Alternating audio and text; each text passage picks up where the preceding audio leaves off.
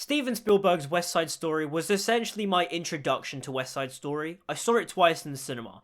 The first time I watched it, my sister dragged me along, and so I watched it, and I was like, yeah, it's good. I enjoyed it. Like, it's a Steven Spielberg film. Like, of course it was going to be good. But the thing that really just stuck out to me was, oh, this is just a retelling of Romeo and Juliet, but set in, like, the 1950s. And to be honest, the only songs that really stood out to me at the time were America and Maria. Particularly Maria, because I was a fan of Stephen Sondheim. Like, I really loved Tim Burton's Sweeney Todd film.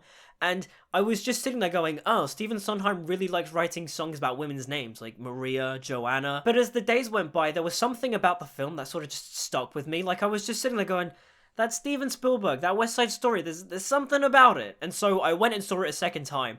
And the second time was when I fell in love with the film. I was like, oh, I get it now. The filmmaking, the performances, they all just stood out to me, and it made me go, oh yeah, this is why Steven Spielberg, this is why Stevie Spee is the best director of all time. Like, don't get me wrong, I've always been a Steven Spielberg fan. I love Jaws, I grew up with Indiana Jones. Indiana Jones was my jam, I loved E.T. I hadn't really paid attention to much of his later work, you know, his more recent stuff. Like, I haven't seen Bridge of Spies, I haven't seen The Post, but I was always a fan of Steven Spielberg. I love Steven Spielberg. And West Side Story just, again, to me, solidified the fact that he is just the best at what he does. And look, you all know how much I love Denis Villeneuve's Dune, how much I love Dune 2021. But at the end of the day, I think that West Side Story was the best film of last year, of 2021. It was absolutely astonishing. I mean, just everything about it, from the technical side to the performances, to the songs, to the directing, to the editing in particular. I mean, this film is about 2.5 hours, 2 hours 40. It doesn't feel like it. It moves by at such a clip because it is so well paced. Like, it's astounding. And just to be clear, I have now seen the original West Side Story. In fact, I watched it on Valentine's Day. I was, alone, of course. Kill me! And yeah, overall, I enjoyed it. I wasn't a massive fan of all the acting, particularly the actor who played Tony. Like, to me, he was a bit all over the place. Maria! But overall, I really appreciated the significance and the cultural impact the original West Side Story had. Like, it won Best Picture on the year it was released. And overall, I really appreciated the technical side of it and the artistry behind it. But I'm sorry, the 2021 remake just blows it out of the water. Every choice that Steven Spielberg and screenwriter Tony Kushner made was just the best choice. From switching the order of the songs to introducing new characters like Valentina. Heck, they even made smaller characters like Chino have a relevant and significant arc. Like, it's insane. And speaking of the characters, Rachel Zegler as Maria was absolutely phenomenal in this film. This was pretty much her big screen debut, and I mean, she absolutely crushed it. And I mean, her singing voice is astonishing. Those high notes... What do you want? What do you do? What do you say? They're absolute insanity. I mean, after finishing the film, I completely understand why Disney cast her as Snow White, because I mean, again, those high notes. Now, Ansel Elgort as Tony I thought was fantastic in the film. I do want to address his performance because I have seen a lot of critics, a lot of people online, on Twitter, basically going, Ansel Elgort was terrible in the film, he sucked. And the main reason why I want to address this is because it seemed like they weren't really addressing his performance, they were just addressing Ansel Elgort himself as a person. A lot of comments like, oh, Ansel Elgort can't sing, or Ansel Elgort wasn't very charismatic, or Ansel Elgort was flat throughout. I don't get it. It just seemed like they were just taking jabs at Ansel Elgort as a person, because obviously there have been sexual allegations against Ansel Elgort, and to be fair, they have not been proven right. They have not been taken to a court of law. He has not been proven guilty of anything. And so it just seems like all of the negativity directed at his performance in West Side Story is unjustified. Look, you can love Ansel Elgort, you can hate Ansel Elgort, but to me, unless you genuinely did not like his performance in the film, you cannot say he was bad, because he wasn't. He was absolutely fantastic in the film. I buy every side to his portrayal of Tony. I buy that he is the Romeo-type leading man character. I buy that he was once a gangster, a thug that was involved in the Jets. I mean, you can really see that darkness come through in the Rumble sequence. Especially since in the original, I never really bought that the actor's performance of Tony was very convincing. I never once thought, yes, he was once a gang leader and the member of the Jets. Like, to me, he just seemed to,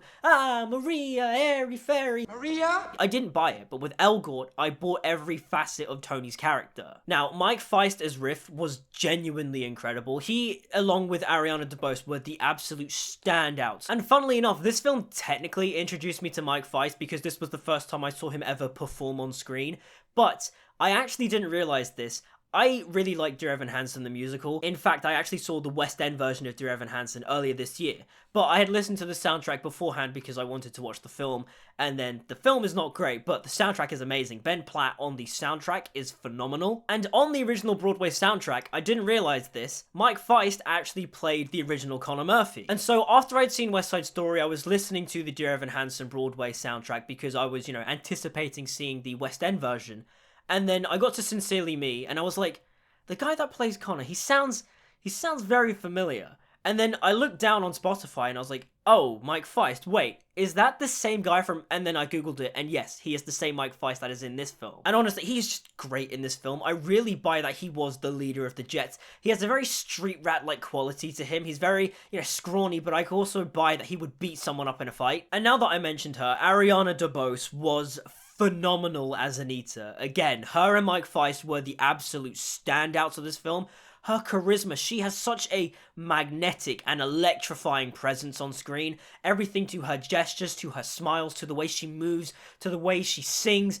She is phenomenal. She is the reason why the America sequence is as incredible as it is. David Alvarez as Bernardo was also great. Like, you really buy that he is the tough macho boxer who is also a gang leader, but he's only a gang leader to protect his people, to make sure that his territory isn't, being infringed upon by the Jets. And then, of course, you've got Rita Moreno as Valentina, who was also in the original West Side Story as Anita.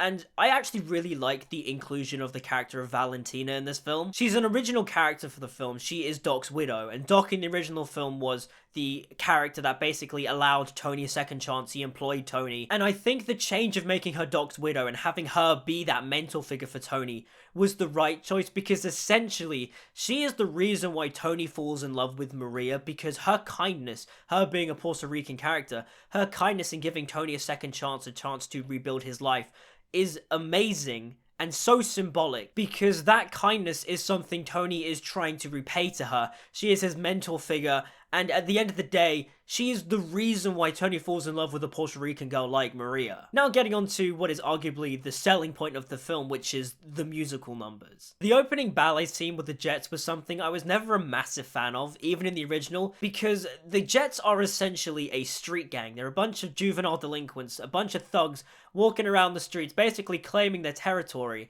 But the way the musical depicts it, it's just them, pirouetting and leaping across the streets, and it's like, they're just dancing. Like, they don't seem tough and intimidating. They just look like they're ballet dancing. Like, it's well choreographed in this film and in the original, but just, I never got it. Like, to me, it never seemed like the appropriate way to introduce the Jets. That being said, I absolutely love the Jets song, and the thing that I love about the Jets song is just how enthusiastic Mike Faist is when he sings the song. Like, even all the promotional material, all the behind the scenes and stuff, he is just constantly singing the song, and I love it. When you're a jet all the way. And the whole dance at the gym sequence is just Steven Spielberg and his director of photography, Janusz Kaminski, flexing their enormous filmmaking muscles. I mean, the wonders, the choreography, the lighting, the costuming, it is all just gorgeous to look at. Also, call me stupid, but I just realized when I was watching the original that the sequence where Tony and Maria are, dancing together, the music is basically an instrumental version of Maria. The da da da da da da da da da da da da da da da da da. And speaking of Maria, it's probably my favorite sequence of the film. I mean, I love the way Ansel Elgort sings that song. It is just the best thing ever. Also, I won't lie, I have probably listened to this soundtrack an unhealthy number of times. I love the cinematography of the whole sequence, and I love the little comedic spin Spielberg puts on it. When he tells the janitor, I just kissed a girl named Maria, and the janitor's just like, yeah, great, like, that's hilarious. I've just kissed a girl named Maria. To all the Puerto Rican women named Maria that are just reacting to him, just be like, Maria! And they're all just like, oh my god, is he singing at me? What is he doing? To the little child named Maria that's smiling at him from the window, and the best fake out where the camera pushes on in this window and you're like, oh, it's gonna be Maria. And then suddenly this old lady just comes out and he's just like, ah, Maria, never mind, he runs away. And then we get to the puddle shot, and oh my god, I never noticed the puddle shot the first 2 times I saw the film, but this time around when I rewatched the film, oh my god, the way those tungsten lights are reflecting and refracting, and then the lens flares, it is beautiful, like, oh my god. And the thing is, I just love the song Maria because, to me, it's my favourite song in West Side Story because it just captures that feeling of when you first realize you like someone, and then you have that thing where you just can't stop saying their name and you can't stop thinking about them, and you feel lighter than air and you don't care what anyone else thinks, and just walking around, you're thinking about them. It is perfect. And the Tonight sequence is just masterfully done. I love the playful blocking of Tony Marie, you know, dancing around the staircase, and it's much better than the original purely for the fact that the original is very static. Like, Tony Maria starts singing, they're all like, today the world was just an address. And then it does that sort of blur effect and it's just the two of them standing there looking out of the sky. But you look at the Spielberg version and the camera is just moving, and the way Rachel and Ansel are singing, it is just perfection. Again, no disrespect to the original, I just prefer the way Spielberg does it because he keeps the scene moving. There is a kinetic energy and momentum to the singing, to the cinematography. And one of the great things the film does in terms of adaptation is that it moves the songs around. Like, it moves G Officer Krupke and America to the night after Tony and Maria meet, just to help keep the flow and momentum of the love story intact. Because that is something I have a bit of a problem with in the original. It's like Tony sings Maria and then he disappears for a bit because we get G Officer Krupke and America, and then suddenly it cuts back to Tony and him and Maria do the Tonight sequence, and it's like, okay, I just spent a good, you know, like 15-20 minutes away from Tony and Maria, so I don't remember their connection as strongly as in the Spielberg film. And I mean, the way Steven Spielberg depicts the America sequence and G Officer Krupke is just masterful. The blocking, the choreography, the lighting, the camera movements, the performances from Ariana DeBose, David Alvarez, and the Jet Gang, they are all just so perfectly big, but also not too over the top. It's just masterful. Again, it's Stevie Spee. And honestly, I think the change they made to the song Cool was just utter brilliance. Having Tony confront Riff to stop the rumble and essentially having Tony fall out with the Jets was a really great story beat. The way Tony and Riff start out playful, but then it escalates, and then Riff manages to take the gun from Tony, was such a great dance sequence. And honestly, you really feel his heartbreak at Tony's decision not to stand with the Jets. Pow. And again, one of the tiny little things that I really like about the movie is that it gives every little thing a setup and a payoff. Like, the film gives the origin of Chino's gun, which is just insane, because in the original film, it's just, you know, the rumble happens and then suddenly they're all like, ah, Chino's got a gun and he's looking for Tony, he's gonna kill him. But this film sets up, you know, the gun that Chino eventually takes and then kills Tony with. Like, that is brilliant setup and payoff. And the Tonight Quintet montage is genuinely brilliant. It's so well sung, it's so well shot. I will say though, I do like the lighting in the original one just a little bit more. I like that sort of red glow to basically symbolize that tonight there is going to be bloodshed. Whereas in the Spielberg version, it's shot in a much more pretty, aesthetic way, which, don't get me wrong, is great. I just think that the original has a slightly more interesting creative choice with the blood red aesthetic. And then we get to the rumble, and the rumble in the Spielberg version is just gritty and brutal and gut-wrenching. And in the original, it's fine, but it does feel very much like it's a ballet sequence, and again, the actor playing Tony isn't really selling the scene for me. He's all just like, no, stop fighting, ah! Somebody stop him! But in the Spielberg version, you really buy that Tony does not want to fight Bernardo, and that the Jets and the Sharks are basically escalating the conflict. You know, they keep pushing Tony to fight him, and they keep pushing Bernardo to fight him, and you really feel that Tony does not want to fight Bernardo. And then Riff is falling out with Tony. He's like, Tony, come on, we need to fight. And then, you know, the knife fight happens, and then the whole scene just shifts. It's very tense, and you're just like, oh god, this is, you know, really tense. No one wants to be doing this. And then when Bernardo stabs Riff, like, my gut drops every time. Like, it is such a well done scene, and you really just feel the pain and anger in Tony. And you can also feel the regret from Bernardo. Like, Bernardo was just like, I didn't mean to do that. I really wish I could take that back. I don't want to do that. I didn't mean that. And then, you know, you see that dark edge in Ansel Elgort's Tony, where he, you know, takes the knife from Riff's body and then just stabs Bernardo, and you're just like, oh god, like, everything has fallen apart. It is just so masterfully done. Like, again, this is essentially just Romeo and Juliet. This is Romeo killing Tybalt. But the way Spielberg tells the story, it just shows how great he is as a director, how masterful he is as a storyteller, where he can tell the same old story that we've seen 1,000 times, but make you feel the tension, the pain. It is just so well done. And again, the changes they make to the ordering of the songs is just great. Like, moving I Feel Pretty to After the Rumble is actually a really great change, because you kind of need a pick-me-up after the Spielberg version of the Rumble. Like, your heart is basically destroyed. Everything is going wrong, and you just need something light and airy and fun to basically, you know, cheer you up a bit. But also, it's the calm for Maria before the storm that is eventually the end of the night and when Tony dies. And now, the change of giving Someday to Valentina is actually a good one, and it's one I actually really like. Like, in the original, I think we do need some time apart from Tony and Maria, in the sense of we don't need them to be singing to one another to see that they are eventually, you know, reconciling with what Tony has done in killing, you know, Maria's brother. And I like that it's Valentina singing the song, because, again, she is an old lady, and it very much is in line with the thing that Doc says in the original, where he's just like, why are you guys still fighting each other like there's a war going on?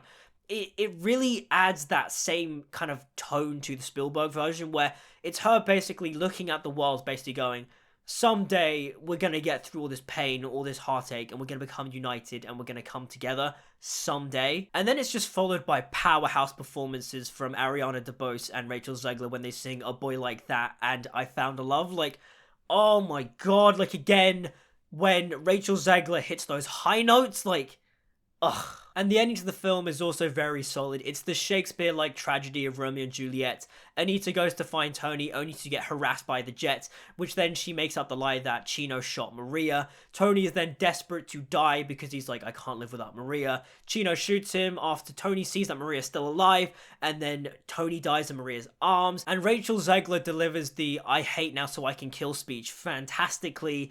And then we get that last shot of Valentina basically escorting Chino to the police as the camera pedestals up and then fades to black. Like, masterful. Overall, Steven Spielberg's West Side Story is a masterclass in filmmaking. It's essentially a film for everyone. Like, you have the love story, you have the racial divide, you have the conflict, you have the tension, you have the songs, you have the fantastic, masterful filmmaking, whether it be the editing, the cinematography, the choreography. Honestly, I'm just blown away by the film. Like, at the end of 2021, I was definitely going into the new year going, Dune was the best film of 2021. And then I saw West Side Story, and the first time I was like, yeah, it was pretty good. Then I saw it again, and I had this suspicion of, oh, Dune has competition. Then I watched it again. I love this movie. This was easily the best film of 2021. This is easily the best version of West Side Story. Stevie Spee, once again, does it again. I love this movie. But that is what I thought of West Side Story. I mean, I think it easily deserved those Oscar nominations, and I really hope it does well at the Oscars. But that is what I thought. What did you guys think? Let me know in the comments down below. Like, subscribe, follow me on social media, all that good stuff. And until we meet again, I'll see you guys next time.